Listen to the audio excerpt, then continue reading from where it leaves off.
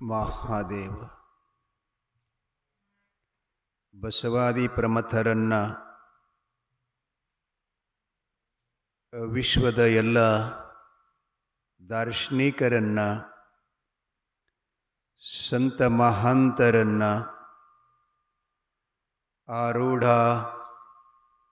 ಅವಧೂತರನ್ನ ಋಷಿಮುನಿಗಳನ್ನ ಆಚಾರ್ಯ ವಿರಕ್ತರನ್ನ ವಿಶ್ವದ ಎಲ್ಲ ಗುರು ಪರಂಪರೆಗೆ ಅನಂತ ನಮಿಸಿ ಗೊಳಗಿ ಗೋವಿಂದಪುರದಲ್ಲಿರುವಂಥ ಜಾಬಗೊಂಡಗೌಡರು ಅವರ ಧರ್ಮಪತ್ನಿಯಾಗಿರತಕ್ಕಂಥ ಕನ್ನಮ್ಮ ದೇವಿಯ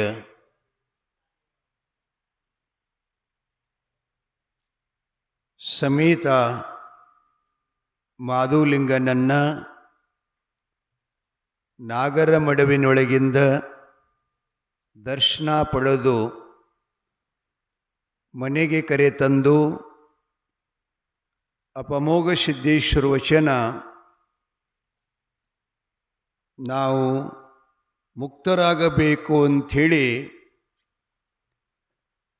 ಅವರ ಮನೆಯೊಳಗಿರತಕ್ಕಂಥ 700 ಆಕಳುಗಳು ಕರಗಳ ಸಹಿತ ಸಮೇತವಾಗಿ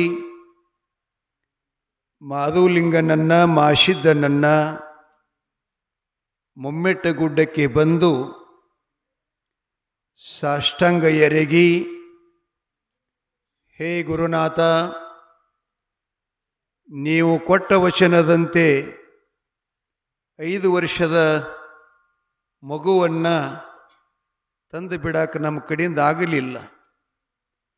ಕಾರಣ ಏನು ಅಂತಂದರೆ, ಸುಮಾರು 60 ವರ್ಷಗಳ ಪರ್ಯಂತರವಾಗಿ ಸಂತಾನಿಲ್ಲದೇ ನಾವು ಸಂತಾಪ ಪಡ್ತಾ ಇದ್ದೀವಿ, ಅನಂತ ಕಷ್ಟಗಳನ್ನು ಅನುಭವಿಸಿದ್ದೀವಿ. ಇಂಥ ಬಂಗಾರದಂಥ ಮಗನನ್ನು ಹೇಗೆ ಒಯ್ದು ಬಿಡಬೇಕು ಅಂತ ನನ್ನ ಕಳ್ಳ ಕೇಳಿಲ್ಲ, ವಾತ್ಸಲ್ಯದಿಂದ ತಂದು ಬಿಡಲಿಲ್ಲ ತಂದೆ, ನಮ್ಮನ್ನು ಕ್ಷಮಾ ಮಾಡಿ ಅಂತ ಕೇಳ್ಕೋತಾರೆ. ಕ್ಷಮಾ ಮಾಡ್ರಿ ಅಂತ ಕೇಳ್ಕೋತಿರ್ತಾರೆ. ಅಪಮೋಘ ಸಿದ್ಧ ಹೇಳ್ತಾನೆ, ದಯಾಳು ಕರುಣಾಮೂರ್ತಿ ಹೇಳ್ತಾನೆ, ಇಲ್ಲ ತಾಯಿ ಕನ್ಬಾಯಿ, ನಿಮ್ಮ ತಪ್ಪಲ್ಲದು. ಜಗತ್ತಿನೊಳಗೆ ಯಾವ ತಾಯಿ ಯಾಕಿರುವಲ್ಲ, ಆಕೆಯ ವಾತ್ಸಲ್ಯವನ್ನು, ತಾಯಿ ನೀಡಿದ ಪ್ರೀತಿಯನ್ನು ಜಗತ್ತಿನೊಳಗೆ ಯಾರಿಂದಲೂ ನೀಡಲು ಸಾಧ್ಯ ಇಲ್ಲಮ್ಮ. ಮಗನ ಮೇಲಿರತಕ್ಕಂಥ ಮೋಹದಿಂದ ನೀನು ಗಂಡನಿಗೆ ಹಾಗೇನೆ ಸುಳ್ಳು ಹೇಳಿ ಮುಂದೆ ಹಾಕೋತ್ ಬಂದಿದ್ದಿ. ಆದರೂ ಕೂಡ ಅದನ್ನು ನಾನು ಪರಿಗಣಿಸಿದೆ. ಹಿಂಗಿನ ಮುಂದೆ ಆದರೆ ಸರಿಯಾಗಲ್ಲ ಅಂತ ನಾನೇ ಜಂಗಮ ರೂಪದಲ್ಲಿ ಬಂದು ಭಿಕ್ಷಾ ಬೇಡಿದ್ರೆ ನೀ ಕಣ್ಣೆತ್ತಿ ನೋಡಲಿಲ್ಲ, ಮುಂದಿಕ್ಕಿನ ಮನೆಗೆ ಹೋಗಂತ ಹೇಳಿದೆ. ಆದರೂ ಸಂತೋಷಪಟ್ಟೆ. ಈಗಲಾದರೂ ಕೂಡ ಮಗುವನ್ನು ತಂದು ಒಪ್ಪಿಸಿದಿರಿ. ಇನ್ನು ಮೇಲೆ ಇವನ ಹಿನ್ನೆಲೆ ನಿಮಗೆ 2 ಮಕ್ಕಳಾಗ್ತಾವೆ. ಮಾಸಿದ್ದನ ನಂತರ ನಿಮ್ಗೆ 2 ಮಕ್ಕಳಾಗ್ತಾವ. ನಿಮ್ಮ ಮನೆ ಜ್ಯೋತಿ ಬೆಳಗ್ತದ. ಚಿಂತೆ ಮಾಡದಿರಿ. ನಿಮಗಂಥ ಪ್ರಸಂಗ ಬಂದಾಗ ನನ್ನ ಧ್ಯಾನ ಮಾಡಿರಿ, ನಿಮಗೆ ನಾನು ಅನುಗ್ರಹ ಮಾಡ್ತೀನಿ ಅಂಥೇಳಿ ಅಭಯ ಆಶೀರ್ವಾದ ಮಾಡಿ ದಂಪತಿಗಳಿಗೆ ಪ್ರಸಾದ ಕೊಟ್ಟು ತೀರ್ಥ ಕೊಟ್ಟು ಗೋವಿಂದಪುರಕ್ಕೆ ಮರಳಿ ಕಳಿಸ್ತಾ ಇದ್ದಾರೆ. ಮಹಾಸಿದ್ದನನ್ನು ಅಮೋಘ ಸಿದ್ದೇಶ್ವರ ತನ್ನ ಸನ್ನಿಧಾನದಲ್ಲಿ ಇಟ್ಕೊಂಡು ಬೆಳಗ ಮುಂಜಾನೆ ಅದ್ಭುತ ಲೀಲಾ ಮಾಡ್ತಾನ್ರಿ. ಏನು ಮಾಡ್ತಾನಂದ್ರೆ, ಮಾಸಿದ್ದ 7 ವರ್ಷದವಿದ್ದ. ಅಮೋಘ ಸಿದ್ಧ ಏನು ಮಾಡ್ತಾನೆ, 7 ವರ್ಷದ ಮಾಧುಲಿಂಗನಿಗೆ 7 ದಿನದ ಕೂಸನ್ನಾಗಿ ಮಾಡ್ತಾನೆ. ಮಾಡಿ ಅದೇನು ಗುಡ್ಡದ ತೆಳಗೆ ಬನ್ನಿ ಮಹಾಂಕಾಳಿ ಮರ ಐತಿಯಲ್ಲ, ಆ ಮರದ ತೆಳಗೆ ಭೂತಾಳ ಸಿದ್ಧಿಗೆ ಹೇಳ್ತಾನೆ, ಈ ಮಗುವನ್ನಲ್ಲಿ ಒಯ್ದು ಹಾಕಪ್ಪ, ಇಷ್ಟೊತ್ತಿನೊಳಗೆ ನಿಮ್ಮ ತಾಯಿ ಬುತ್ತಿ ತಗೊಂಡು ಬರ್ತಾ ಇದ್ದಾಳೆ, ಆಕೆನೇ ಹೇಳು, ನಮ್ಮಪ್ಪ ಅಮ್ಮ ನೀ ಮನೆಯೊಳಗೆ ಒಬ್ಬಕ್ಕಿನ ಅದಿ ಅಂತೇಳಿ ತಿಳ್ಕೊಂಡು ಈ ಮಗವನ್ನ ನಿನಗಾಗಿ ಆಶೀರ್ವಾದ ಮಾಡಿದ್ದಾನೆ. ಬುತ್ತಿ ಇಟ್ಟು ಈ ಮಗನನ್ನು ಎತ್ಕೊಂಡು ಹೋಗಿ ಅರಕೇರಿಯ ಅರವಿನ ಮನೆಯೊಳಗೆ ನೀನು ತೊಟ್ಟಿಲ ಕಟ್ಟಿ ಈ ಮಗುವಿಗೆ ಪ್ರತಿಯಾಗಿ ಮತ್ತೊಮ್ಮೆ ನಾಮಕರಣ ಮಾಡಬೇಕು.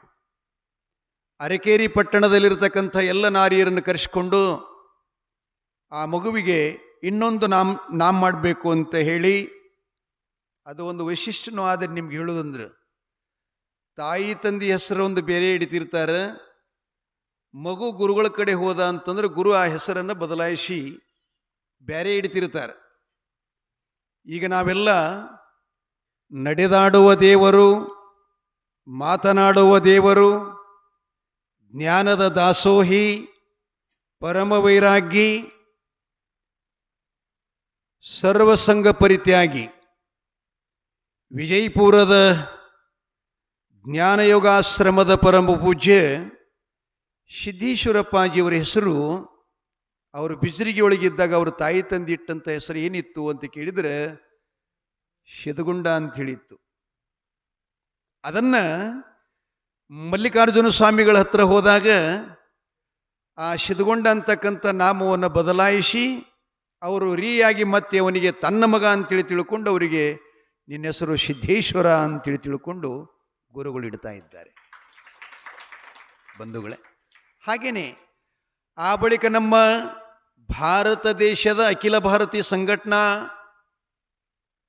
ಮತ್ತು RSSದ ಕೇಂದ್ರ ಸ್ವಾಮಿ ವಿವೇಕಾನಂದರು ಕನ್ಯಾಕುಮಾರಿಯಿಂದ ಕಾಶ್ಮೀರದವರೆಗೆ ವೀರ ಸನ್ಯಾಸಿಯನ್ನು ಸಂಚಾರ ಮಾಡಿದ್ನಲ್ಲ, ಅವರ ತಾಯಿ ಭುವನೇಶ್ವರಿ ಇಟ್ಟಂಥ ಹೆಸರು ಏನು ಅಂತ ಕೇಳಿದರೆ ನರೇಂದ್ರ ಅಂತ ಹೇಳಿತ್ತು.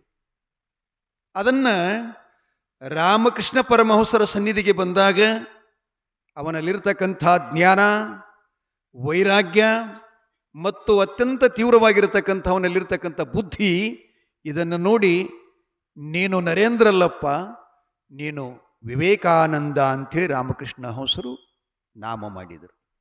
ಹಾಗೇನೆ ಗೋವಿಂದಪುರದ ಜಾಬಗೊಂಡ ಕನ್ನವರು ತಮ್ಮ ಮಗನಾಗಿರತಕ್ಕಂಥ ಮಾಧುಲಿಂಗನನ್ನು ಮಠಕ್ಕೆ ತಂದು ಬಿಟ್ಟಾಗ, ಮಾಸಿದನನ್ನು ಬಿಟ್ಟಾಗ ಅವರು ಮೊದಲೇ ಹೇಳಿದರು, ನಾನು ಸೇವಾ ಮಾಡಲಿಕ್ಕೆ ನಿಮ್ಮ ಮಗ ಮೊದಲು ಹುಟ್ಟಿರ್ತಕ್ಕಂಥ ಚೊಚ್ಚಿಲ ಮಗ ನನ್ನ ಮಠಕ್ಕೆ ಬೇಕು ಅಂತ ಬೇಡಿದ್ರಲ್ಲ, ಆ ತದ್ನಿಮಿತ್ತವಾಗಿ ತನ್ನ ಮಠಕ್ಕೆ ಬಂದ ಕೂಡಲೇ ಮಹಾಸಿದ್ಧನ ನಾಮ ತಾಯಿಗೆ ಹಿಂಗೆ ಇಡಬೇಕಂತ ಭೂತಾಳ ಸಿದ್ಧನ ಮುಂದೆ ಹೇಳಿದ್ರು. ಅಷ್ಟೊತ್ತಿನೊಳಗೆ ಭೂತಾಳ ಸಿದ್ಧ ಮಗ ತಗೊಂಡು ಬನ್ನಿಗಿಡದ ತೆಳಗಿಟ್ಟಿದ್ದ. ಸೂರ್ಯ ಹೊರಟಿದ್ದ. ಆ ಪೂರ್ವ ದಿಕ್ಕಿನಲ್ಲಿ ಮೂಡಿರತಕ್ಕಂಥ ಸೂರ್ಯನ ಅಮೃತದ ಕಿರಣಗಳು ಆ ಮಗುವಿನ ಮೇಲೆ ಬಿದ್ದಾಗ ಬಂಗಾರ ವರ್ಣದ ಜಡೆಗಳು, ಅತ್ಯಂತ ಸುಂದರವಾಗಿರತಕ್ಕಂಥ ರೂಪ, ಜಗ ಜಗ ಅಂತ ಹೊಳಿತಾ ಇತ್ತು. ಅಮ್ಮ ತಲೆ ಮೇಲೆ ಬುಟ್ಟಿ ಇಟ್ಕೊಂಡು ಮುಮ್ಮೆಟ್ಟ ಗುಡ್ಡದ ಕಡೆ ಧಾವಿಸಿ ಬರ್ತಾ ಇದ್ಲು. ದೂರಿನಿಂದಕ್ಕಿಗೊಂಥರ ಏನೋ ಅಲ್ಲಿ ಬೆಳಕು ಕಂಡಂಗಾತು. ಎಲ್ಲರಿ ಬಿಸಿಲಾಗದ ನಿಮಗೊಂದು ಕನ್ನಡಿ ತುಕಡಿ ಬಿದ್ದಿತ್ತಂದ್ರೆ ಮಿನ್ಸದಲ್ಲಿ ನೋಡ್ತಿರಲ್ಲ, ಹಾಗೇನೆ ಮಾಧುಲಿಂಗೇನು ಬನ್ನಿಗಿಡದ ತೆಳಗಿದ್ನಲ್ಲ, ಆಕಿನ ಲಕ್ಷ್ಯ ಇರ್ತಿತ್ತು ಆ ಬನ್ನಿಗಿಡದ ಕಡೆ. ಒಂಥರ ಫೋಕಸ್ ಲೈಟಿನಂಗೆ ಬೆಳಕು ಬಿದ್ದಿತ್ತಂತಲ್ಲಿ. ಅವಸರ್ಲಿ ಬಂದ್ಲು, ಆ ಬುತ್ತಿಯನ್ನು ಕೆಳಗಿಟ್ಲು. ಬನ್ನಿ ಗಿಡದ ಕೆಳಗೆ 7 ದಿನದ ಕೂಸಾಗಿ ಆಡುತ್ತಿರ್ತಕ್ಕಂಥ ಮಗುವನ್ನು ನೋಡಿ ಅತ್ಯಂತ ಸಂತೋಷ ಭರಿತಳಾಗಿ ಅದನ್ನು ಹ್ಯಾಂಗೆ ಮುಟ್ಟಬೇಕು, ಯಾರಪ್ಪಣೆ ಇಲ್ದನೆ ಹ್ಯಾಂಗೆ ಮುಟ್ಟಬೇಕಂತ ಅನುಮಾನ ಮಾಡ್ತಾ ನಿಂತಿದ್ಲು. ಭೂತಾಳ ಸಿದ್ಧ ಬಂದೇ ಬಿಟ್ಟ. ಅಮ್ಮ ಏನು ನೋಡ್ತಾ ಇದ್ದಿ ಅಂತ ಕೇಳ್ತಾನೆ. ಅಲ್ಲಿ ನೋಡಪ್ಪ, ಎಂಥ ಮಗು, ಎನ್ನ ಪರಮಾತ್ಮನ ಕೈಲಾಸದಿಂದ ಕೆಳಗೆ ಒಗದಿದಾನೋ, ಏನು ಯಾವ ದೇವ ವಿಷ್ಣು ಮಾಡಿದಾನೋ, ಇದೇನು ಗೊತ್ತಾಗವಲ್ದಲ್ಲ ಅಂತಂದು ಕೂಡಲೇ ಯಾರೂ ಇಲ್ಲ ತಾಯಿ, ಬ್ರಹ್ಮ ವಿಷ್ಣು ಮಹೇಶನ ಶಕ್ತಿ ಉಳ್ಳಂತ ನಮ್ಮ ತಂದೆ ಅಮೋಘ ಸಿದ್ಧನೇ ಈ ಮಗನನ್ನ ನೀನು ಮನೆಯೊಳಗೆ ಒಬ್ಬಟ್ಟಿಯಾಗಿರ್ತಿ ಅಂಥೇಳಿ ನಿನಗೆ ಜೋಡ ಅಂತ ಈ ಮಗನನ್ನ ನಿನ್ನ ಉಡಿಯೊಳಗೆ ಹಾಕಿದ್ದಾನೆ. ಇದು ನಿನ್ನ ಮಗನ, ತಗೊಂಡು ಹೋಗು ಅಂತೇಳಿ ಭೂತಾಳ ಸಿದ್ದೇಶ್ವರ ತಾಯಿ ಕೈಯೊಳಗೆ ಎತ್ತಿ ಕೊಡುತ್ತ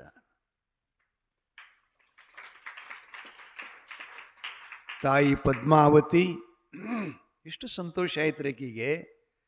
14 ವರ್ಷ ಗತಿಸಿದ್ದು ಮದುವೆಯಾಗಿ, ಆದರೆ ಪತಿದೇವನ ಮುಖ ಸ್ವಪ್ನದಲ್ಲಿ ಸಹಿತ ಕಂಡಿಲ್ಲ.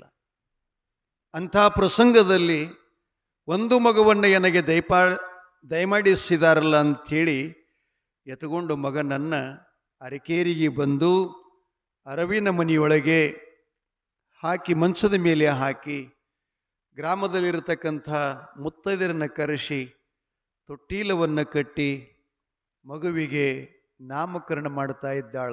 ಏನಂತಂದ್ರೆ ಮಾಧುಲಿಂಗ ಅಂಥೇಳಿ ನಾಮಕರಣ ಮಾಡಿ ಆ ಮಗನನ್ನು ಅತ್ಯಂತ ಪ್ರೀತಿ ವಾತ್ಸಲ್ಯದಿಂದ ಬೆಳೆಸ್ತಾ ಇದ್ದಾಳೆ. ಮಗು ಮೊದಲೇ 7 ವರ್ಷದವಿದ್ದವ ಇಲ್ಲಿ ಬಂದು ಕೂಡಲೇ ಒಮ್ಮೆ 14 ವರ್ಷದ ಮಗನಾಗ್ತಾ ಇರ್ತಿರ್ತಾನೆ. ತಾಯಿ ಏನು ಮಾಡ್ತಿದ್ದಳು, ಕೆಲಸ ಅದನ್ನು ಮಾಡಕ್ಕೆ ಶುರು ಮಾಡ್ದ. ತಲೆ ಮ್ಯಾಗ ಬುತ್ತಿ ಇಟ್ಕೊಂಡು ಅಮ್ಮ ಮಾಡಿದ ಬುತ್ತಿ ತಗೊಂಡು ಮುಮ್ಮೆಟ್ಟು ಗುಡ್ಡಕ್ಕೆ ಹೋಗೋದು, ಅಪ್ಪನ ಜೊತೆ ಊಟ ಮಾಡೋದು, ಭೂತಾಳಿಸಿದ್ದನ್ನು ಊಟ ಮಾಡಿಸೋದು, ಖಾಲಿ ಬುತ್ತಿ ತಗೊಂಡು ಮನೆಗೆ ಬರೋದು. ಹಿಂಗೆ ಎಷ್ಟೋ ವರ್ಷ ತಾಯಿ ತಂದೆ ಸೇವೆಯನ್ನು ಮಾಡ್ತಾ ಇದ್ದಾನೆ, ಮಾಡ್ತಾ ಹೊರಟಿದ್ದಾನೆ. ಬಂಧುಗಳು ಇನ್ನೊಂದು ಕಡೆ ಹೀಗಾತು. ಇದೇ ನಮ್ಮ ಮಹಾರಾಷ್ಟ್ರದಲ್ಲಿ ಅಹಮದ್ನಗರ ಅಂತ ಕರಿತೀರಲ್ಲ, ಅಹಮದ್ನಗರು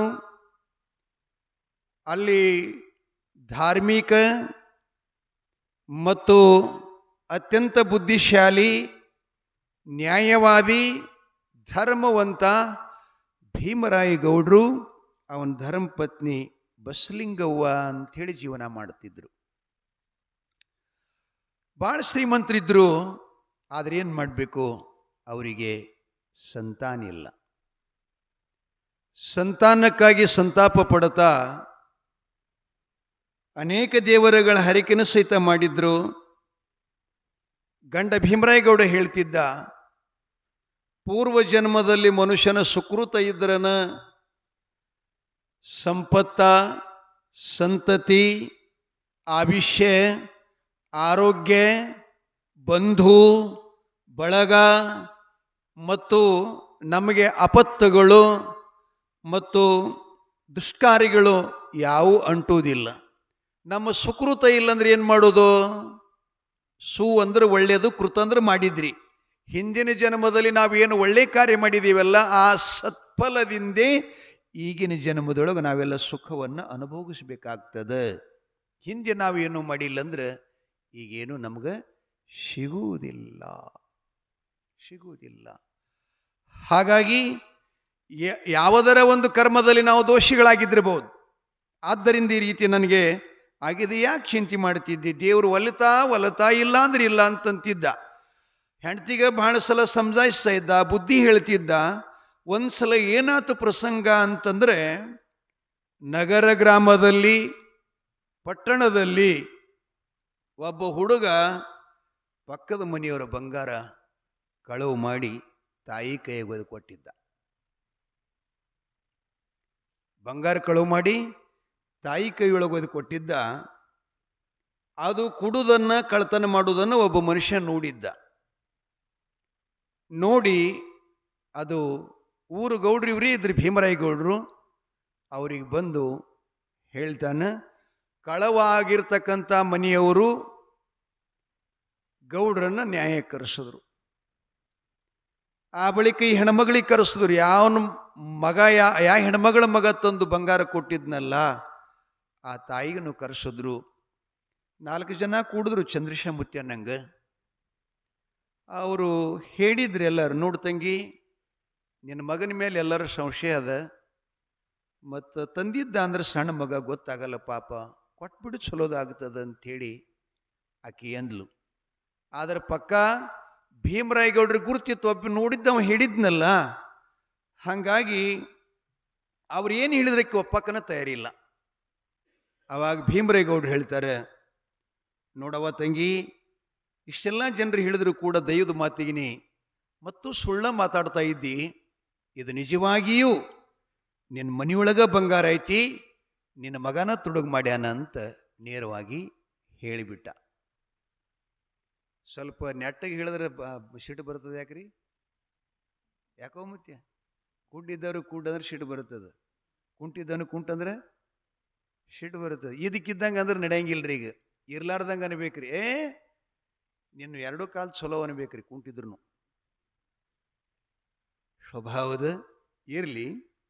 ಅವ ಏನ್ ಹಿಂಗ ನೇರವಾಗಿ ನ್ಯಾಯ ಹೇಳದಲ್ಲ, ಆಕಿ ತಾಯಿ ಏನನ್ಬೇಕು ಗೊತ್ತೇನ್ರಿ? ಹೋಗಿ ಹೋಗಿ ಎಂಥವನ ಕೈಯಾಗ ತಂದ ನ್ಯಾಯ ಕೊಟ್ರೇ ಯವ್ವ. ಅವನಿಗೆ ಮೊದಲೇ ಮಕ್ಕಳಿಲ್ಲ. ಮಕ್ಕಳ ಮೋಹ ಮಮಕಾರ ವಾತ್ಸಲ್ಯ ಪ್ರೀತಿ ಅನ್ನೋದು ಇವನಿಗೇನು ಗೊತ್ತಾ? ಕರುಣೆ ಇಲ್ಲದ ಕಟಕ ನನ್ನ ಮಗನ ಕಳುವು ಮಾಡ್ಯಾನಂತ ನೇರವಾಗಿ ಹೇಳ್ತಾನಂದ್ರೆ ಬಂಜಾರ ಕೈಯೊಳಗೆ ನ್ಯಾಯ ಶುದ್ಧ ಆಗುವುದಿಲ್ಲ ಅಂದ್ಲಕ್ಕಿ. ಅಂದ ಕೂಡಲೇ ಇವಂದ ಸತ್ಯ ಮಾತು ಇದ್ದಂಗೆ ಹೇಳಿದ್ರೆ ಒಂದು ಮಾತಿನಲ್ಲಿ ಕಮ್ಮಿ ಇದ್ದದಕ್ಕಾಗಿ ಈ ರೀತಿ ಮಾತಾಡ್ತಾರಲ್ಲಪ್ಪ ಅಂತ ಮನೆಗೆ ಬಂದು ಹೆಂಡತಿಯ ದುಃಖದಲ್ಲಿ ಇವನು ಕೂಡಿಕೊಂಡ. ಹೆಂಡತಿಗೇನು ಬುದ್ಧಿ ಹೇಳ್ತಿದ್ದ, ಮಕ್ಕಳಿಲ್ಲದ ಸಮಯದೊಳಗಾಕೆ ಚಿಂತೆ ಮಾಡ್ತಿದ್ಲಲ್ಲ, ಆ ಚಿಂತೆ ಇವನಿಗೂ ಬಂದು ಹೊತ್ತು ಇಬ್ರು ಕೂಡಿ ಚಿಂತೆ ಮಾಡಿ ಅವ್ರೇನು ವಿಚಾರ ಮಾಡ್ತಾರಂದ್ರೆ ಕೊನೆಗೆ ನಿರ್ಧಾರಕ್ಕೆ ಬಂದರು. ಅವರು ಏನು ನಿರ್ಧಾರ ಅಂದ್ರೆ, ಯಾಕೇನು ಮಾಡೋದು ತಗೊಂಡು, ಹೊಲಾರಿ ತಗೊಂಡು ಏನು ಮಾಡೋದು, ಮನೀರು ತಗೊಂಡು ಏನು ಮಾಡೋದು, ನಗರ ಗ್ರಾಮದ ಗೌಡಿಕೆರೆ ತಗೊಂಡು ಏನು ಮಾಡೋದು, ಎಲ್ಲ ಸುಳ್ಳದ. ಆದ್ದರಿಂದ ಬಸಲಿಂಗವ್ವ, ನಾನು ನೀನು ಕೂಡಿಕೊಂಡು ವಿಷ ಕುಡಿದು ಪ್ರಾಣ ಕೊಡೋನು ಅಂತೇಳಿ ಆ ಸಮಯದಲ್ಲಿ ಅಮೋಘ ಸಿದ್ದೇಶ್ವರರಿಗೆ ತಾಯಿ ತಂದೆಗಳೇ ಅರಿವಾಗ್ತಾ ಇದೆ. ಪಾಪ ಸಂತಾನಕ್ಕಾಗಿ ಪ್ರಾಣತ್ಯಾಗ ಮಾಡ್ತಾರಂಥೇಳಿ ಮತ್ತೆ ದೇವಲೋಕದ ಕೊರವಿನ ಆಜ್ಞಾ ಮಾಡಿ ನಗರ ಗ್ರಾಮಕ್ಕೆ ಕಳಿಸ್ತಾ ಇದ್ದಾನೆ. ಕೊರವಿಯೂ ಬಂದು ಶಕುನ ಹೇಳ್ತಾಳೆ, ಮೊನ್ನೆ ಹೇಳಿನಿಲ್ಲ ನಿಮಗೆ, ಈ ಬ್ರಹ್ಮಾಂಡನ ಬುಟ್ಟಿ ಮಾಡಿ, ಬ್ರಹ್ಮ ಅಂದ್ರೆ ಹುಡ್ಸಾವ, ಅವನಿಗೆ ಮಗ ಮಾಡಿ, ಆ ಬಳಿಕ ಈ ಜಗತ್ತನ್ನು ಹೊತ್ತನಲ್ಲ ಆದಿಶೇಷ, ಅವನ ಶಿಂಬಿ ಮಾಡಿ ಶಕುನ ಹೇಳ್ಕೊತ ಬಂದ್ಲು ಅಂಥೇಳಿ ಹೇಳಿದ್ನೆಲ್ಲ. ಹಾಗೆ ಶಕುನ ಹೇಳಿದ್ಲು, ಭವಿಷ್ಯ ಹೇಳಿದ್ಲು. ಅವರು ಬಾಯಿಗೆ ಹಚ್ಚಿದಂಥ ವಿಷವನ್ನು ಕೆಳಗಿಳಿಸಿ ಹೊರಗೆ ಬಂದು ನೋಡು ತನಕ ಕೊರವೆಯ ಸುಳುವಿಲ್ಲ.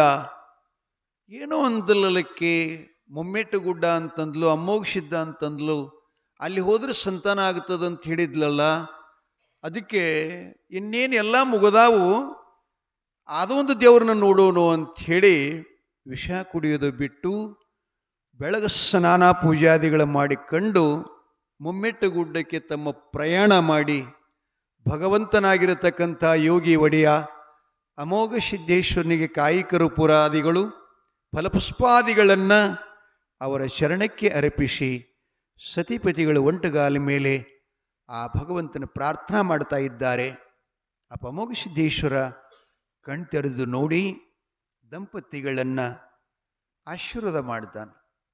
ಅಲ್ಲಪ್ಪ, ಜೀವನದಲ್ಲಿ ಎಲ್ಲರಿಗಿರ್ತದೇನಪ್ಪ? ಇರ್ತದೇನು ಮುತ್ತೆ? ಒಂದು ಏನಾರ ಕೊರತೆ ಇದ್ದೇ ಇರ್ತದೆ. ಸಂಪೂರ್ಣ ಯಾರಿಗೇನು ಇರಕ್ಕೆ ಸಾಧ್ಯ ಇಲ್ಲ. ಯಾಕೆ ಇರಂಗಿಲ್ಲ ಅಂದ್ರೆ ಅಷ್ಟೆಲ್ಲ ಸಂಪೂರ್ಣ ಪುಣ್ಯದ ಕೆಲಸ ನಾವು ಮಾಡೋದಿಲ್ಲಲ್ಲ. ಎಲ್ಲರೇ ಒಂದು ಕಡೆ ನಾವು ಕಡಿಮೆ ಬೀಳ್ತಿರ್ತೀವಿ ಯಾವಾಗಲೂ ಕೂಡ. ಆದ್ದರಿಂದ ಮನುಷ್ಯ ಸಾರ್ವಭೌಮ ಇರುವುದಿಲ್ಲ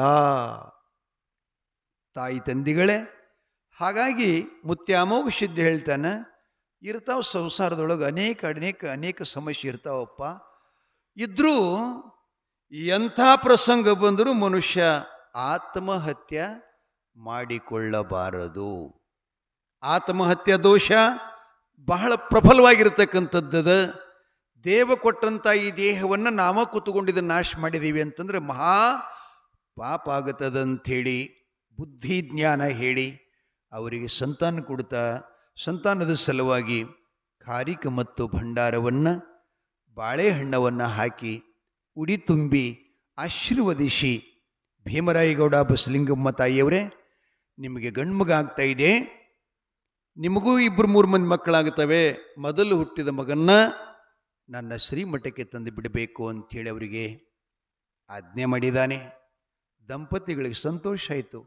ಯಪ್ಪ, ಅದು ಹುಚ್ಚರೇ ಇರಲಿ, ಹುಳುಕರೇ ಇರಲಿ, ಕುಂಟನೇ ಇರಲಿ, ಕುರುಡನೇ ಇರಲಿ, ರೋಗಿನೇ ಇರಲಿ, ಅಥವಾ ಈಗ ಹುಟ್ಟೈತಿ ಅಂತಂದ್ರೆ ಒಂದು ನಿಮಿಷದೊಳಗೆ ಸಾಯಲಿ, ಆದರೆ ಬಂಜೀತನ ಅನ್ನೋದನ್ನು ದೂರ ಮಾಡಿದರೆ ಸಾಕು ತಂದೆ, ಸಾಕು ತಂದೆ ಅಂತ ನಮಸ್ಕರಿಸಿ ಅವರು ಕೊಟ್ಟಂಥ ಪ್ರಸಾದವನ್ನು ದಂಪತಿಗಳು ತೆಗೆದುಕೊಂಡು ಮನೆಗೆ ಬಂದು ಮಹಾಪೂಜೆ ಝಳಕ ಪ್ರಸಾದ ಮಾಡಿ ದೇವರಿಗೆ ನೈವೇದ್ಯ ಮಾಡಿ ವರಗುರುವಾಗಿರತಕ್ಕಂಥ ನಾಡುಗಡ ಅಮ್ಮೋಘ ಸಿದ್ದೇಶ್ವರು ಕೊಟ್ಟ ಪ್ರಸಾದವನ್ನು ದಂಪತಿಗಳು ಸ್ವೀಕಾರ ಮಾಡ್ತಾ ಇದ್ದಾರೆ. ತಾಯಿ ಬಸಲಿಂಗಮ್ಮ ಗೌಡ್ತಿಗೆ ಸೂಸಲ ನಿಲ್ತದೆ, ಗರ್ಭವತಿಯಾಗುತ್ತಾಳೆ, ನವಮಾಸಗಳನ್ನು ತುಂಬಿ ಗಂಡ ಮಗುವಿಗೆ ಜನ್ಮ ಕೊಡ್ತಾ ಇದ್ದಾಳೆ. ಅವನ ಹೆಸರು ವಿಷ್ಣುನವತಾರ ತೇರವಾಡದ ಮಂಗರಾಯ ಸಿದ್ಧ ಅಂತ ಇಡ್ತಾ ಇದ್ದಾರೆ. ಇನ್ನು ತೇರವಾಡ ಊರಿಲ್ಲ, ಒಂದು ಮುಂದೆ ಬರುತ್ತೆ ತೇರವಾಡ. ಹೆಂಗೆ ಹೋದ ತೇರವಾಡಕ್ಕೆ ಅನ್ನೋದನ್ನು. ತೇರವಾಡ ಅಂದ್ರೆ ಕೊಲ್ಲಾಪುರ ಜಿಲ್ಲಾದಾಗದ್ರಿ, ಅದು ಪಂಚಗಂಗಾ ನದಿ ಮೇಲದ. ಆ ಮಂಗರಾಯ ಸಿದ್ಧ ಅಂತ ನಾಮಕರಣ ಮಾಡಿ ಮಗುವನ್ನು 5 ವರ್ಷದ ಪರ್ಯಂತರವಾಗಿ ಬೆಳೆಸ್ತಾ ಹೊರಟಿದ್ದಾರೆ. ಇನ್ನೊಂದು ಘಟನೆ, ಅರಕೇರಿ ಗುಡ್ಡದಿಂದ, ಮುಮ್ಮೆಟ್ಟ ಗುಡ್ಡದಿಂದ ದಿಕ್ಕುಗಳು ಎಷ್ಟಾದವೋ ಸಿದ್ಧ? 8. ಯಾವ್ಯಾವಪ್ಪ? ಪೂರ್ವ, ಪಶ್ಚಿಮ, ಉತ್ತರ. ಇನ್ನ 4?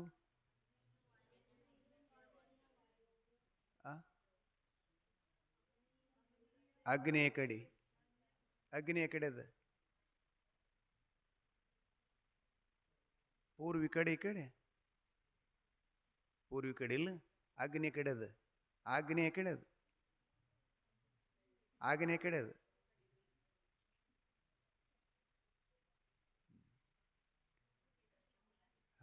ಒಂದು ತಲೆಗಿಟ್ಟುಕೋರಿ, ಸರಳ ನಿಮ್ಮ ತಿಳಿಯಂಗೆ ಹೇಳ್ತೀನ. ಸೂರ್ಯನ ಕಡೆ ಮುಖ ಮಾಡಿ ನಿಂತ್ರಿ ಅಂದ್ರೆ ನಿಮ್ಮ ಬಲಕಿನ ಕೈ ಹಿಂಗೆ ಎತ್ತದ್ರಿ ಅಂದ್ರೆ ಯಾಕಡೆ ಹೋಗ್ತದೆ? ಈ ಕಡೆ ಆಗ್ನೇ. ಆ ಬಳಿಕ ಎಡಕಿನ ಕೈ ಹಿಂಗೆ ಎತ್ತಿದೆಯಪ್ಪ ಅಂದ್ರೆ ಈ ಕಡೆ ಈಶಾನ್ಯ. ಆ ಬಳಿಕ ಅದೇ ಕೈ ಹಿಂಗೆ ಹಿಂದೆ ಮಾಡಿದೆ ಅಂದ್ರೆ ನೈಋತ್ಯ. ಆ ಬಳಿಕ ಅದೇ ಎಡಕಿನ ಕೈ ಹಿಂಗೆ ಮಾಡಿದೆ ಅಂದ್ರೆ ವಾಯವ್ಯ. ಅರ್ಥ ಆಯ್ತಾ? ಹಿಂಗೆ ತಿಳ್ಕೋಬೇಕು ಮನುಷ್ಯ. ಈ ಕಡೆ ಯಾವ್ದಪ್ಪ ಇದು? ನೈಋತ್ಯ ದಿಕ್ಕ. ಆ ಕಡೆ ಗೋಕಾಕ ತಾಲೂಕ ಅಂತ ಬರ್ತದೆ, ಗುಡ್ಡದಿಂದ ನೈಋತ್ಯ ದಿಕ್ಕಿಗದು. ಬೆಳಗಾವಿ ಜಿಲ್ಲೆ, ಅಲ್ಲಿ ಒಂದು ಕೊಮ್ಮನಕೋಲ ಅಂತ ಒಂದು ಊರಿದೆ, ತಪ್ಸಿ ಕೊಮ್ಮನಕೋಲ ಅಂತ ಬರ್ತದೆ. ಅಲ್ಲಿ ಉದಗಟ್ಟಿ, ತಪ್ಸಿ ಮತ್ತು ಉಪ್ಪಾರಹಟ್ಟಿ ಹೀಗೆಲ್ಲ ಸಣ್ಣ ಸಣ್ಣ ಊರುಗಳು ಬರ್ತಾ ಇದ್ದಾವ. ಆ ಕೊಮ್ಮನಕೋಲ ಗ್ರಾಮದಲ್ಲಿ ಪಂಚಾಳ ಮನೆತನದ, ಈ ಬಡಗೌಡರು ಅಂತಂತೀವಿ, ಅಲ್ಲಿ ವಿಶ್ವಕರ್ಮ ಸಮಾಜ ಅಂಥೇಳಿ, ಆ ಪಂಚಾಳ ಮನೆತನದ ದಂಪತಿಗಳಾಗಿರತಕ್ಕಂತಹ ಬಡಗೌಡನ ಹೆಸರು ಗುರುಸಿದ್ದಪ್ಪ ಗೌಡ, ಧರ್ಮ, ಅವನ ಹೆಂಡತಿ ಹೆಸರು ಗುರುಬಾಯಿ ಅಂತೇಳಿ.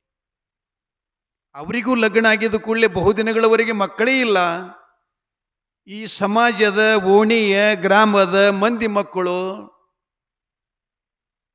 ಅಳಗ ಬಳಗದವರು ಸಹಿತ ಒಂದು ಕಡಿಮೆ ಇತ್ತು ಅಂತಂದ್ರೆ ಯಾವಾಗಲೂ ಕೂಡ ನಿಂದ್ಯದ ಮಾತಾಡುವಂಥ ಚಟ ಇರುತ್ತೆ ಜನರಿಗೆ. ಅವರಿಗೆ ಇದನ್ನ ಅಂದ್ರೆ ನೋವು ಆಗ್ತದಂತ ಪಕ್ಕ ಗೊತ್ತಿದ್ರೂ ಕೂಡ ಮತ್ತಿಷ್ಟು ಅವೇ ಶಬ್ದಗಳನ್ನು ಬಳಸ್ತಾ ಇರ್ತಿರ್ತಾರೆ. ಇದು ಅಜ್ಞಾನಿ ಜೀವಿಗಳ ಸ್ವಭಾವ. ಸುಜ್ಞಾನಿಗಳದ ಅಲ್ಲಿದು ಏನ್ರಿ ಗವಾಯಿಗಳ. ಹಂಗಾಗಿ ನಮ್ಮದೆಲ್ಲ ಬೆಚ್ಚಗಿತ್ತು ಅಂತಂದ್ರೆ ಭಾಳ ಸಕ್ರೆ ತುಪ್ಪ ಊಟ ಮಾಡ್ದಂಗೆ ಮಾತಾಡ್ತಾರೆ. ಸ್ವಲ್ಪ ಎಲ್ಲರೇ ಒಂದಿಟ್ಟು ಇದು ಇತ್ತಂತಂದ್ರೆ ಅದನ್ನು ನೂರಾರು ಮಂದಿ ಮುಂದೆ ಮಾತಾಡಕೋತ ಹೋಗ್ತಿರ್ತಾರೆ. ಇದು ಮನುಷ್ಯನ ಅಜ್ಞಾನ ಗುಣದ ಸ್ವಭಾವ. ಹಂಗ ಪಂಚಾಳ ಮನೆತನದ ಗುರುಸಿದ್ದ ಗೌಡ ಗುರುಬಾಯಿಗೆ ಅವರಿಗೆ ಸಂತಾನ ಇಲ್ಲ. ಜನರ ಚುಚ್ಚು ಮಾತುಗಳನ್ನು ಕೇಳಿ ಕೇಳಿ ಕೇಳಿ ಕೇಳಿ ಅನಿಸ್ಕೊಂಡು ಸಹಿಸ್ಕೊಂಡು ತಾಳಿ ತಾಳಿ ತಾಳಿ ಕೊನೆಗೆ ಅವರಿಗೂ ಇದ ಪ್ರಸಂಗ ಬಂತ್ರಿ. ಏನು? ಪ್ರಾಣ ಕೊಡು. ಮೀರದ ಬಳಕ ಮತ್ತೇನು ಮಾಡ್ಬೇಕು? ಇಲ್ಲಿಗೆ ಬತ್ತಂದ್ರೆ ಮತ್ತೇನು ಮಾಡೋದು ಅವಾಗ? ಹಂಗಾಗಿ ಅವರು ಗುರುಬಾಯಿ ಗೌಡ ಹೇಳಿದಳು, ಸ್ವಾಮಿ, ಎಷ್ಟು ದಿನ ಭೂಮಿ ಮೇಲೆ ಇಂತಿಂಥ ಶಬ್ದಗಳನ್ನು ಮಾತಾಡಿಸ್ಕೊಂಡು ಬದುಕಬೇಕು? ಬದುಕಿ ಪ್ರಯೋಜನ ಇಲ್ಲ. ಆದ್ದರಿಂದ ನಾವು ಸಾಕು, 100 ವರ್ಷ ಬದುಕರಿ ಏನು ಮಾಡೋದು? 200 ವರ್ಷ ಬದುಕಿ ಮಾಡೋದರಿ ಏನು? ಹದ್ದಿನಷ್ಟು ವಿಷಯ ಅಂತೂ ನಮಗಿಲ್ಲೇ ಇಲ್ವಾ? ಅಷ್ಟು ಬದುಕೋದು ಅಂತಿಲ್ಲ. ಅಂದ ಬಳಿಕ ನಾವು ವಿಷ ಕುಡಿದು ಪ್ರಾಣ ಕೊಡೋನು ಅಂತಂದ ಕೂಡಲೇ ಅಮೋಘ ಸಿದ್ದೇಶ್ವರನೇ ಸಾಕ್ಷಾತ್ ಸ್ವಪ್ನದಲ್ಲಿ ಹೋಗಿ ಅವ್ರಿಗೆ ಹೇಳ್ತಾನೆ, ಗೌಡ ಗುರುಸಿದ್ಧ, ತಾಯಿ ಗುರುಬಾಯಿ ಗೌಡತಿಯವರೇ, ಮಕ್ಕಳಿಗಾಗಿ ಪ್ರಾಣ ತ್ಯಾಗ ಮಾಡಬೇಡ್ರಿ. ಪರಮಾತ್ಮನು ಆಶೀರ್ವಾದ ಮಾಡಿನ ಹುಟ್ಟ ಬಂಜರಿಗೆ ತೊಟ್ಟಿಲ ಭಾಷೆ ಅಂತ ಒಬ್ಬ ಸಾಧುನ ರೂಪದಲ್ಲಿ ಹೇಳ್ತಾನೆ. ಮುಮ್ಮೆಟ್ಟ ಗುಡ್ಡದ ಮೇಲೆ ಸಾಧು ಚಕ್ರವರ್ತಿ ಅಮೋಘ ಸಿದ್ದೇಶ್ವರಂತ ಮಹಾಪುರುಷ ಸಿದ್ಧಪುರುಷದಾನ. ನೀವು ಆತನ ಹತ್ತಿರ ಹೋದರೆ ನಿಮ್ಮ ಬಂಜಿತನ ದೂರ ಆಗ್ತದೆ, ನಿಮ್ಮ ಮನೆ ಬೆಳಕಾಗ್ತದಂಥೇಳಿ ಸಾಧು ಮಾಯ ಆಗ್ತಾನೆ. ಅವರ ಶಬ್ದ ಕೇಳಿ ಗುರುಸಿದ್ಧ ಗೌಡ ಗುರುಬಾಯಿಯವರು ಮುಮ್ಮೆಟ್ಟ ಗುಡ್ಡಕ್ಕೆ ಬೆಳಗ ಮುಂಜಾನೆ ಎದ್ದು ಸ್ನಾನ ಮಾಡಿಕೊಂಡು ಫಲಪುಷ್ಪಾದಿಗಳನ್ನು ತೆಗೆದುಕೊಂಡು ಪಂಚಾರತಿಯನ್ನು ಹಿಡುಕೊಂಡು ಭಗವಂತನ ಸನ್ನಿಧಿಗೆ ಬಂದು ಸಾಷ್ಟಾಂಗ ಎರೆಗಿ ಗುರು ಕಾಣಿಕೆ ಫಲಪುಷ್ಪಾದಿಗಳು ಅಪ್ಪ ನಾಡಗೌಡ ಅಮೋಘ ಸಿದ್ದೇಶ್ವರನ ಶ್ರೀಚರಣಕ್ಕೆ ಅರ್ಪಿಸಿ ಕೈ ಜೋಡಿಸಿಕೊಂಡು ವಿನಯಶಾಲಿಗಳಾಗಿ ಪ್ರಾರ್ಥಿಸಿದರು. ಆಗಲೂ ಅಮೋಘ ಸಿದ್ದೇಶ್ವರರು ಅವರಿಗೂ ಕೂಡ ಇದೇ ಮಾತನ್ನು ಹೇಳ್ತಾರೆ ಅವರೆಲ್ಲ. ಅಪ್ಪ, ಜೀವನ ಬರುವುದು ಒಂದೇ ಸಲ. ಹುಟ್ಟಲಿಕ್ಕೆ ಮೆಲ ಹುಟ್ಟಲಿಕ್ಕೆ ಇದು ಹುಲ್ಲು ಬೀಜಲ್ಲ. ಅದಕ್ಕೆ ಪರಮಾತ್ಮ ಕೊಟ್ಟಿದ್ದಾನೆ. ಅದಕ್ಕೊಂದು ಉಪಾಯ ಇರ್ತಾವೆ. ಜೀವನದಲ್ಲಿ ಏನಾದರೂ ಮನುಷ್ಯನಿಗೆ ಏನೋ ಸಮಸ್ಯೆ ಇತ್ತು ಅಂತಂದ್ರೆ ಅದಕ್ಕೊಂದು ಉಪಾಯ ಇರ್ತದೆ. ಆ ಉಪಾಯವನ್ನು ತಾವು ಸಾಧಿಸಬೇಕು ಅಂತ ಹೇಳಿ ಅವರಿಗೂ ಖಾರಿಕ ಭಂಡಾರ ಬಾಳೆಹಣ್ಣನ್ನು ಕೊಟ್ಟು ಹೇಳ್ತಾನೆ, ವರ್ಷ ತುಂಬದ್ರೊಳಗೆ ತಾಯಿ ನೀ ಗಂಡು ಮಗುವಿಗೆ ಜನ್ಮ ಕೊಡ್ತಿ, ಆದ್ದರಿಂದ ನಿಮ್ಗೇನು ಮೊದಲು ಹುಟ್ಟತೈತಿಲ್ಲ ಆ ಮಗನ್ನ ನನ್ನ ಶ್ರೀಮಠಕ್ಕೆ ತಂದು ಬಿಡಬೇಕು. ನಂತರ ನಮ್ಮ ನಿಮಗೆ ಹೇಳಿನೆಲ್ಲ ಮೊದಲು ಮಾಡಿದ ರೊಟ್ಟಿ ತಂದು ಮಠಕ್ಕೆ ಕೊಡ್ಬೇಕಂತ ಎಲ್ಲರೂ ತರ್ತಾ ಇದ್ದೀರಿ. ಅವರು ರೊಟ್ಟಿ ತರ್ತಾ ಇದ್ದೀರಿಲ್ಲ? ಏನು ಹಬ್ಬಾಗನ ಬಿಟ್ರಿ? ತರ್ತಾ ಇರಿ. ದಾಸೋಗ ತಪ್ಪಿಸ್ಬೇಡ್ರಿ. ಯಾಕಂದ್ರೆ ನಿತ್ಯ ದಾನ ಮಾಡಬೇಕು ಅಂತ ನಮ್ಮ ಧರ್ಮಶಾಸ್ತ್ರ ಹೇಳ್ತದೆ. ತಪ್ಪದೇ ನಾವೇನಿದ್ದೀವಲ್ಲ ಮನೆಯೊಳಗೆ ಒಂದು ತುತ್ಯಕ್ಕಾಗಲಿಕ್ಕೆ ಯಾವುದ ಪ್ರಾಣಿಗಾಗಲಿ ಅಥವಾ ಮನುಷ್ಯನಿಗಾಗಲಿ ಜಂಗಮ ಭಿಕ್ಷುಕರಿಗಾಗಲಿ ಒಂದು ತುತ್ತ ಅನ್ನ ಇನ್ನೊಬ್ಬರಿಗೆ ನೀಡಲಾರ್ದೇ ನಾವು ಊಟ ಮಾಡಬಾರ್ದು. ಹಂಗೆ ಊಟ ಮಾಡಿದೀವಿ ಅಂತಂದ್ರೆ ಅದೇನಾಗ್ತದಂತಂದ್ರೆ ಸತ್ತವರ ದಿನದ ಕೂಳು ತಿಂದಂಗೆ ಆಗ್ತದಂತ. ಲಕ್ಷ್ಯದಾಗಿರಲಿ. ಭಾಳ ಭಾಳ ದೊಡ್ಡ ಮಾತಾಡಿದು. ಅದಕ್ಕೆ ಅದನ್ನು ಮಾಡುವುದಾಗುವುದಿಲ್ಲ, ಹಂಗೆ ಅಕಲ್ಪಿಕವಾಗಿ ನಮ್ಮ ಮನೆಗೆ ಯಾರೂ ಬರುವುದಿಲ್ಲ ಅಂತ ಅದೇ ರೊಟ್ಟಿನ ಇಂಥ ಕ್ಷೇತ್ರದಲ್ಲಿ ನೀವು ದಾಸೋಹ ಕೊಟ್ರಿ ಅಂತಂದರೆ ನೀವು ದಿನನಿತ್ಯ ಮಾಡಿದ ದಾನದ ಪುಣ್ಯ ಆ ತಾಯಿ ಕೊಂತಾದೇವಿ ನಿಮ್ಮನ್ನು ಕೊಟ್ಟು ಕರುಣಿಸುತ್ತಾಳೆ, ರಕ್ಷಿಸುತ್ತಾಳೆ. ಹೌದಲ್ವಾ? ಯಾದಕ್ಕೆ ಹೇಳದಪ್ಪ ಮುತ್ತೆ ಇದು? ಮುತ್ತೆ ಇವತ್ತು ಮಳೆ ನಿಂದ್ರತನ ಪುರಾಣ ನಡೆದ್ರಿ ಇವತ್ತು. ಮಸ್ತ್ ಅದ ಇವತ್ತು. ಯಾರು ಬಿಡು ಅನ್ನಂಗಿಲ್ಲ, ಯಾರು ಹೋಗೋರಿಲ್ಲ ಬಿಡೋರಿಲ್ಲ, ಇವರೆಲ್ಲರೂ ಇಲ್ಲೇ ಇರೋರು. ಶಿವ ಕೊಟ್ಟ ಕಾಲಕ್ಕ ಉಂಡು ಹುಟ್ಟಿರಬೇಕ, ಹಸಿದ ಬಂದವರ ಕರಿಬೇಕ, ಹಸಿದ ಬಂದವರ ಕರಿಬೇಕ, ನನ್ನ ತಂಗಿ ಖುಷಿಯಾಗಿ ನೀಡಿ ಉಣಬೇಕ, ಹಸಿದ ಬಂದವರ ಕರಿಬೇಕ, ನನ್ನ ತಂಗಿ ಖುಷಿಯಾಗಿ ನೀಡಿ ಉಣಬೇಕ, ಖುಷಿಯಾಗಿ ನೀಡಿ ಉಣಬೇಕ ಶಿವ ಕೊಟ್ಟ ಕಾಲಕ್ಕ.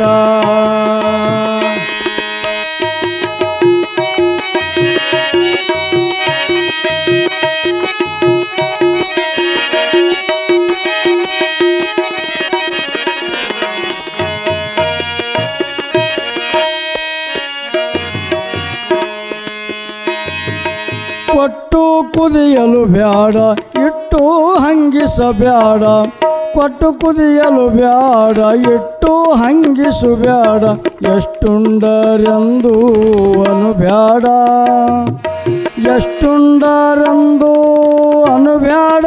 ಇವು ಮೂರು ಮುಟ್ಟ್ಯವ ಶಿವನ ಸದರಿಗೆ, ಎಷ್ಟುಂಡರೆಂದು ಅನುಬ್ಯಾಡ. ಇವು ಮೂರು ಮುಟ್ಟ್ಯವ ಶಿವನ ಸದರಿಗೆ, ಮುಟ್ಟ್ಯವ ಶಿವನ ಸದರಿಗೆ ಶಿವ ಕೊಟ್ಟ ಕಾಲಕ್ಕ.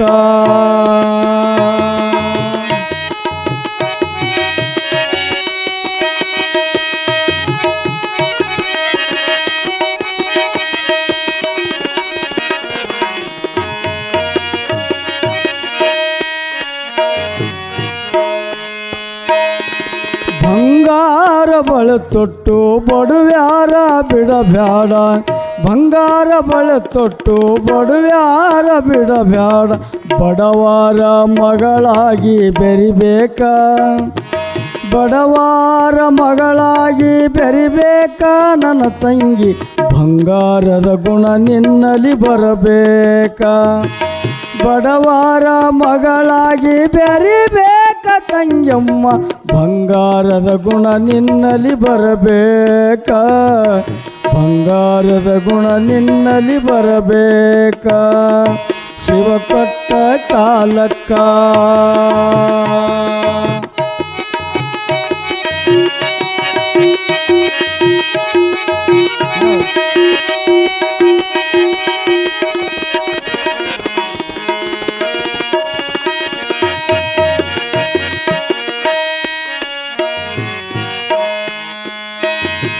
ನಾಮ ಸೀಮೆಗಾಗಿ ಪಾಪ ಕರ್ಮಗಳ್ಯಾಕೋ, ನಾಮ ಸೀಮೆಗಾಗಿ ಪಾಪ ಕರ್ಮಗಳ್ಯಾಕೋ. ಕೂಡಿಟ್ಟು ಕೂಡಿಟ್ಟು ಕೆಡದ್ಯಾಕೋ, ಕೂಡಿಟ್ಟು ನೀನು ಕೆಡದ್ಯಾಕೋ ನನ್ನ ಗೆಳೆಯ. ಧರ್ಮಕ್ಕೆ ದಾನ ಕೊಡಬೇಕು, ಕೂಡಿಟ್ಟು ಕೂಡಿಟ್ಟು ಕೆಡಬ್ಯಾಡ ಎನ್ನ ಗೆಳೆಯ. ಧರ್ಮಕ್ಕೆ ದಾನ ಕೊಡಬೇಕು, ಸತ್ಕಾರ್ಯಕ್ಕೆ ದಾನ ಕೊಡಬೇಕು ಶಿವ ಕೊಟ್ಟ ಕಾಲಕ್ಕ, ಶಿವ ಕೊಟ್ಟ ಕಾಲಕ್ಕ. ಉಂಡು ಹುಟ್ಟಿರಬೇಕ ಹಸಿದ ಬಂದವರ ಕರಿಬೇಕ, ಹಸಿದ ಬಂದವರ ಕರಿಬೇಕ ನನ್ನ ತಂಗಿ. ಖುಷಿಯಾಗಿ ನೀಡಿ ಉಣಬೇಕ, ಖುಷಿಯಾಗಿ ನೀಡಿ, ಖುಷಿಯಾಗಿ ನೀಡಿ, ಖುಷಿಯಾಗಿ ನೀಡಿ ಉಣಬೇಕ.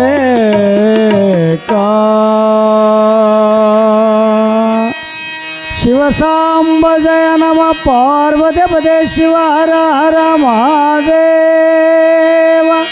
ಅಮೋಘ ಸಿದ್ದೇಶ್ವರ ಮಹಾರಾಜ ಕಿ, ಕುಂತಾದೇವಿ ಮಾತಾ ಕಿ ಜಯ.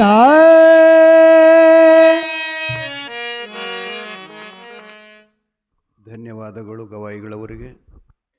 ಭಾಳ ಅತ್ಯಂತ ಸುಂದರವಾದಂಥ ಹಾಡನ್ನು ಹಾಡಿದ್ದಾರೆ. ಸದ್ಗುರು ಅಮೋಘ ಸಿದ್ದೇಶ್ವರು ಕೊಟ್ಟಂಥ ವರಪ್ರಸಾದವನ್ನು ತೆಗೆದುಕೊಂಡು ಗೋಕಾಕ ತಾಲೂಕಿನ ಬೆಳಗಾವಿ ಜಿಲ್ಲೆಯ ಕೊಮ್ಮನಕೂಲು ಗ್ರಾಮದ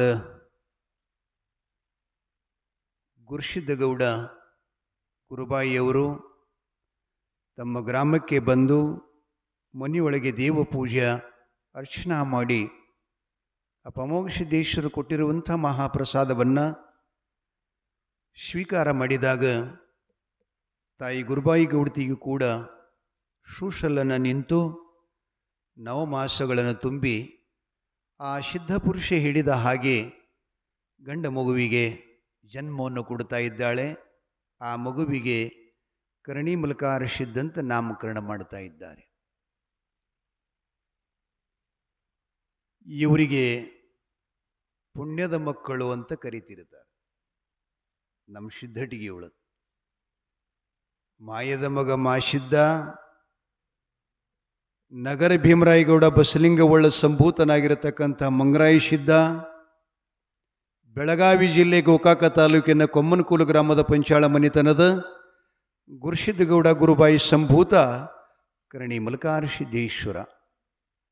ಈ ಮೂವರು ಮಕ್ಕಳು ತಾಯಿ ತಂದೆ ಹತ್ತಿರ ಬೆಳೀತಾ ಇದ್ದಾರೆ.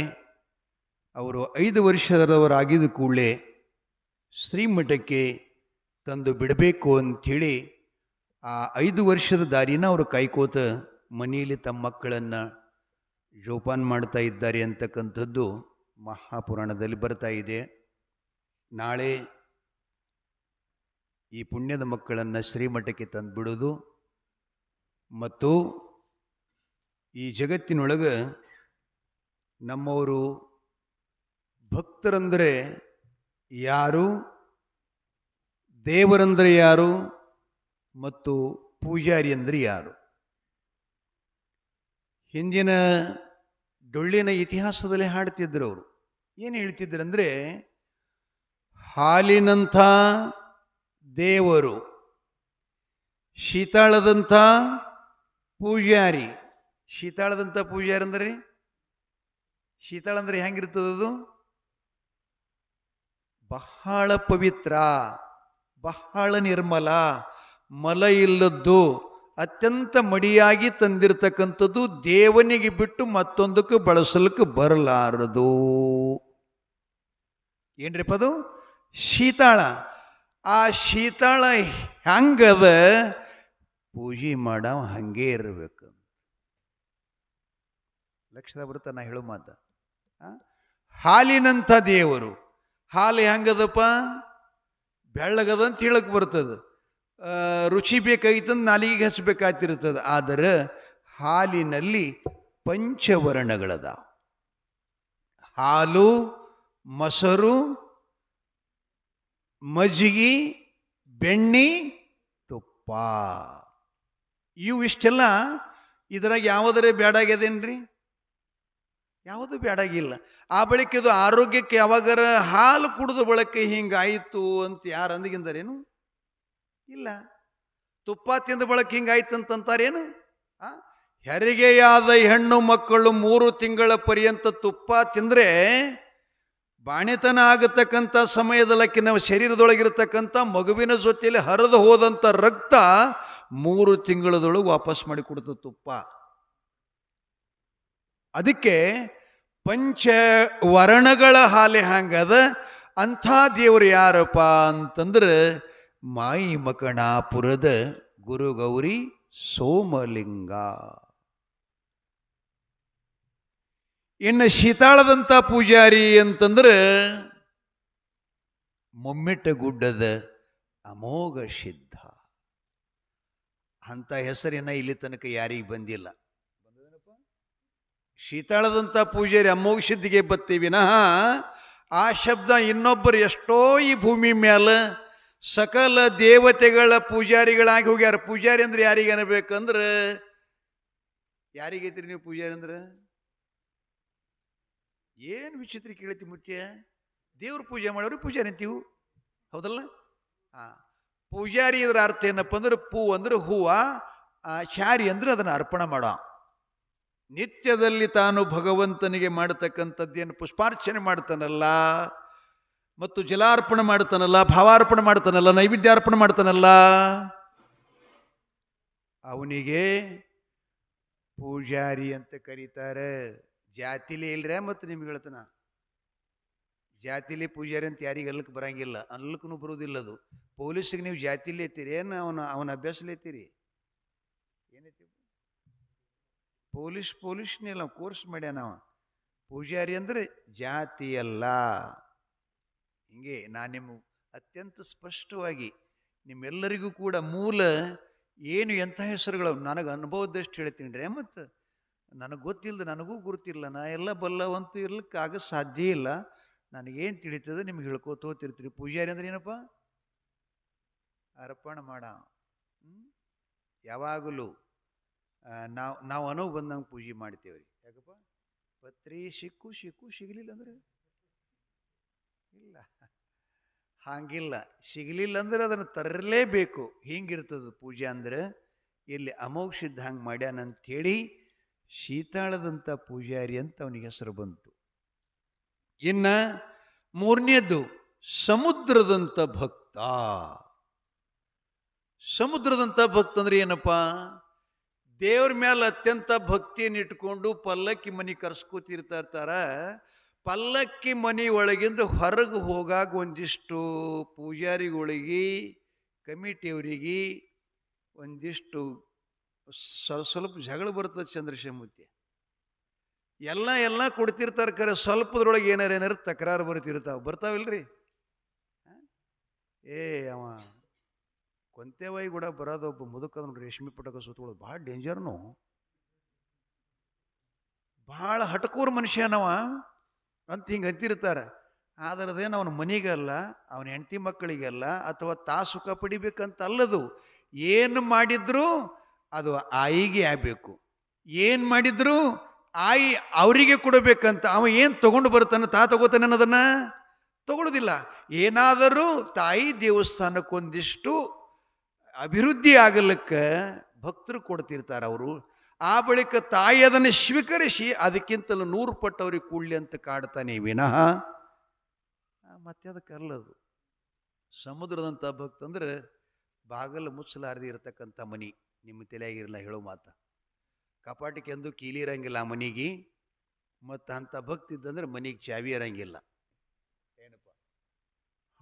ಎಲ್ಲ ಆ ತಾಯಿ ಕಾಲಾಗ ಇಟ್ಟಿರ್ತಾನ. ಅಂಥವ ಯಾರು ಅಂದ್ರೆ ಕಲ್ಯಾಣ ಪಟ್ಟಣದ ಕುಂಬಾರ ರಾಮಯ್ಯ. ಹಾಲಿನಂಥ ದೇವರು ಗುರು ಸೋಮಲಿಂಗ, ಶೀತಾಳದಂಥ ಪೂಜಾರಿ ಮುಮ್ಮೆಟ್ಟು ಗುಡ್ಡದ ನಾಡಗೌಡ ಅಮೋಘ ಸಿದ್ಧ, ಸಮುದ್ರದಂಥ ಭಕ್ತ ಕಲ್ಯಾಣಪುರದ ಕುಂಬಾರ ರಾಮಯ್ಯ ಅಂಥೇಳಿ ನಮ್ಮ ಸಿದ್ಧ ಪರಂಪರೆಯೊಳಗೆ ಶ್ರುತಿ ಇದೆ ಬಂಧುಗಳೇ. ಆದ್ದರಿಂದ ಕಲ್ಯಾಣ ಪಟ್ಟಣದ ರಾಮಯ್ಯಗೂ ಕೂಡ ಸಂತಾನ ಇಲ್ಲದಾಗಿತ್ತು. ಅವರನ್ನು ಕೂಡ ಅಮೋಘ ಸಿದ್ದೇಶ್ವರ ಯಾವ ರೀತಿಯಾಗಿ ಸಂತಾನವನ್ನು ಕೊಡುತ್ತಾನೆ, ಅವರ ಮನೆಯನ್ನು ಬೆಳಕು ಮಾಡ್ತಾನೆ, ಅವರಲ್ಲಿ ನಡೀತಕ್ಕಂಥ ಪವಾಡಗಳೇನು ಅನ್ನೋದನ್ನು ನಾವು ನಾಳೆ ನೋಡೋಣ, ಸಾಡೋಣ.